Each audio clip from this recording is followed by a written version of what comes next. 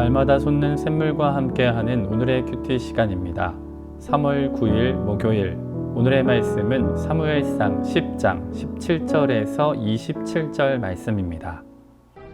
사무엘이 백성을 미스바로 불러 여호와 앞에 모으고 이스라엘 자손에게 이르되, 이스라엘 하나님 여호와께서 이같이 말씀하시기를, 내가 이스라엘을 애굽에서 인도하여 내고 너희를 애굽인의 손과 너희를 압제하는 모든 나라의 손에서 건져내었느니라 하셨거늘, 너희는 너희를 모든 재난과 고통 중에서 친히 구원하여 내신 너희의 하나님을 오늘 버리고 이르기를, 우리 위에 왕을 세우라 하는도다.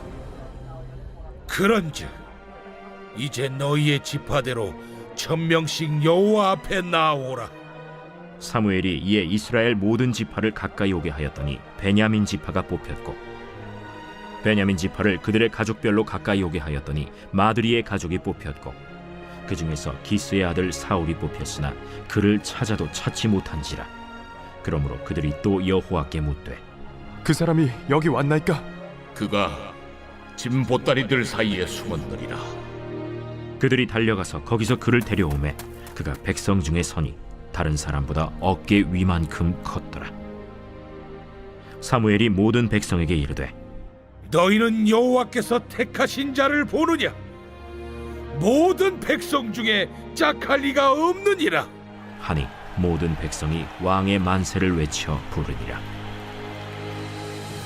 사무엘이 나라의 제도를 백성에게 말하고 책에 기록하여 여호와 앞에 두고 모든 백성을 각기 집으로 보내매, 사울도 기브아 자기 집으로 갈 때 마음이 하나님께 감동된 유력한 자들과 함께 갔느니라. 어떤 불량배는 이르되, 이 사람이 어떻게 우리를 구원하겠느냐? 하고 멸시하며 예물을 바치지 아니하였으나 그는 잠잠하였더라.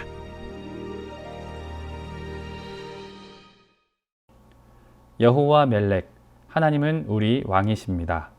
한 사회심리학자는 이런 말을 했습니다. 지적 겸손도가 떨어지면 꼰대가 된다. 지적 겸손도란 지적으로 겸손한 정도를 말합니다. 그리고 꼰대라는 말은 권위주의적 사고의 기성세대를 지칭합니다. 그렇다면 지적 겸손도가 떨어지면 꼰대가 된다는 것은 무슨 뜻이겠습니까? 그것은 누군가 지적으로 겸손하지 못할 때 그 사람은 자기 주장만 고집하기 쉽다는 뜻입니다. 맞습니다. 종종 우리는 이렇게 지적으로 겸손함이 부족한 꼰대를 만날 수 있습니다. 그런데 종종 그 꼰대는 우리 앞에 있는 거울 속에도 있습니다.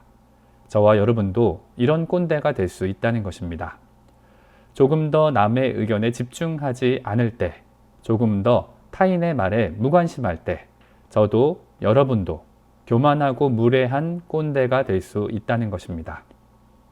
오늘 본문에는 아직 꼰대가 되지 않은 사울의 이야기가 기록됩니다. 겸손함을 유지하고 맡겨진 직무를 두려움으로 감당하려는 젊은 사울 말입니다.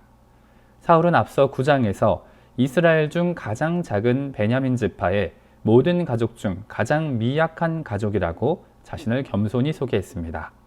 그리고 어제 본문에도 숙부 앞에서 자신이 기름 부음을 받은 사실을 침묵하며 신중한 모습도 보였습니다. 그런 사울의 모습은 오늘 본문에도 강조됩니다.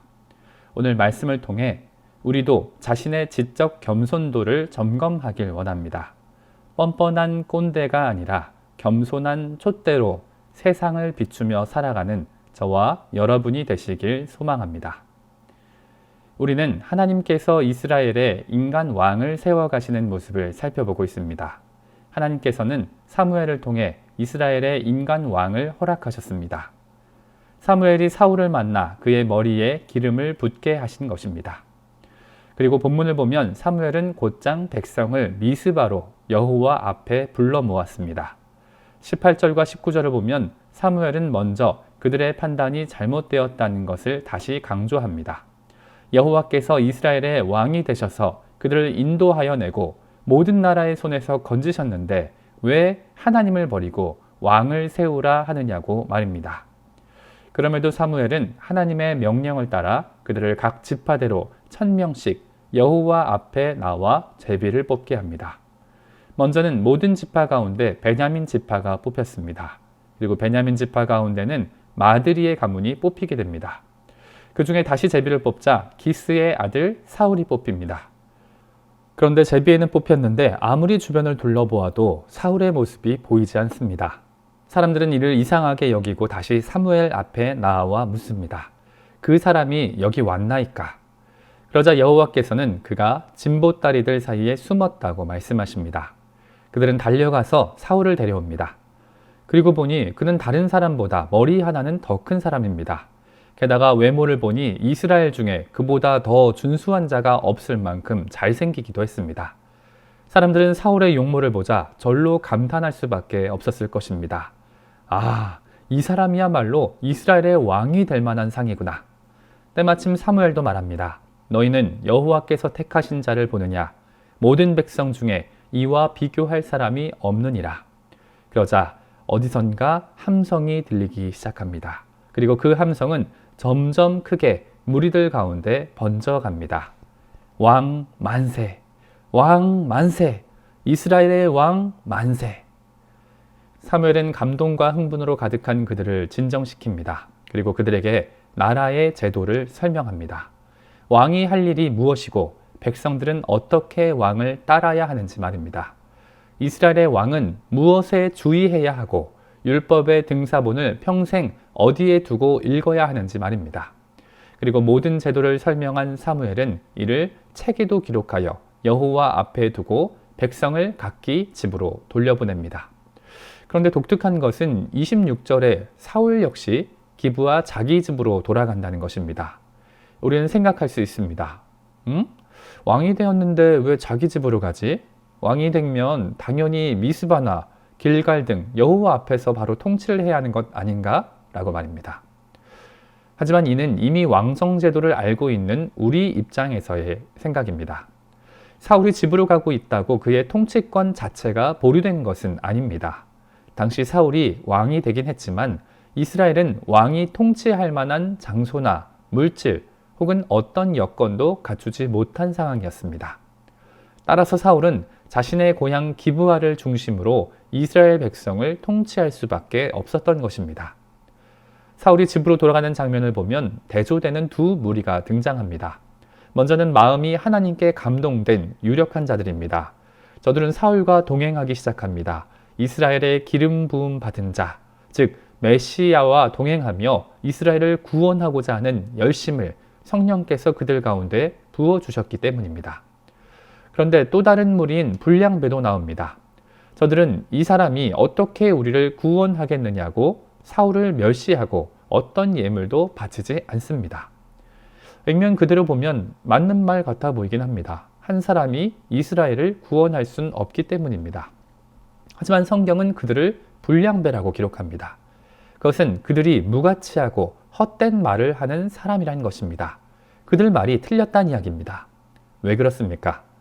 저들은 하나님께서 택하신 사람을 거부함으로 하나님의 말씀을 거슬렀기 때문입니다. 잘하든 못하든 선하든 부족하든 하나님께서 왕으로 세우신 사람을 인정하지 않았기 때문입니다. 왕을 세우신 하나님조차 멸시한 것이기 때문입니다. 그리고 오늘 본문 마지막에 사울의 반응이 기록됩니다. 사울은 자신을 멸시하는 사람들 앞에 잠잠합니다. 마치 털 깎는 자 앞에 잠잠한 어린 양같이, 십자가 앞에서 잠잠한 예수님같이, 겸손한 메시아 사울은 자신을 멸시하는 자들 앞에 잠잠했던 것입니다. 말씀을 정리합니다.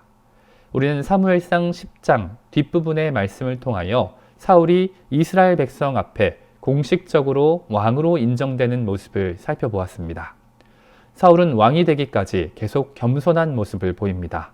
사울은 자신의 지파가 가장 작은 지파고 자신의 가문은 가장 미약하다고 고백합니다. 숙부 앞에서는 침묵으로 신중했고 왕으로 뽑히는 순간조차 짐 보따리에 숨어 부족함을 표현합니다. 그리고 그는 자신을 멸시하고 어떤 예물조차 바치지 않는 사람들 앞에서도 잠잠합니다. 젊고 겸손한 사울은 자신이 부족한 것을 알고 연약한 것을 알았기에, 자신이 무지하고 무능한 것을 알았기에 모든 이스라엘의 앞에서 왕으로 세움을 받은 것입니다. 겸손으로 왕의 자리에 오르는 사울을 보며 예수님의 말씀을 묵상합니다. 예수님께서는 누가 높으냐 다투는 제자들 앞에서 한 어린아이를 불러 세우시고 말씀하십니다. 진실로 진실로 너희에게 이르노니 너희가 돌이켜 어린아이들과 같이 되지 아니하면 결단코 천국에 들어가지 못하리라. 그러므로 누구든지 이 어린아이와 같이 자기를 낮추는 사람이 천국에서 큰 자니라. 아멘. 너무 단단하면 꺾이게 되어 있습니다. 너무 귀를 막으면 꼰대가 될 수 있습니다. 이 말씀을 들은 저와 여러분은 젊은 사울같이 겸손할 수 있길 소망합니다. 어린아이같이 자신을 낮출 수 있길 소망합니다. 예수 그리스도같이 겸손으로 허리를 동이며 서로의 발을 씻길 수 있길 소망합니다. 뻔뻔한 꼰대가 아니라 겸손한 촛대로 세상을 비추는 저와 여러분이 되시기를 간절히 소망합니다. 함께 주님 가르쳐 주신 기도로 말씀을 마무리하고 개인적인 기도 제목과 자신이 속한 공동체를 위해서 또 한국교회와 세계 열방을 위해서 기도하길 원합니다. 하늘에 계신 우리 아버지, 아버지의 이름을 거룩하게 하시며 아버지의 나라가 오게 하시며 아버지의 뜻이 하늘에서와 같이 땅에서도 이루어지게 하소서. 오늘 우리에게 일용할 양식을 주시고 우리가 우리에게 잘못한 사람을 용서하여 준 것 같이 우리 죄를 용서하여 주시고 우리를 시험에 빠지지 않게 하시고 악에서 구하소서. 나라와 권능과 영광이 영원히 아버지의 것입니다. 아멘.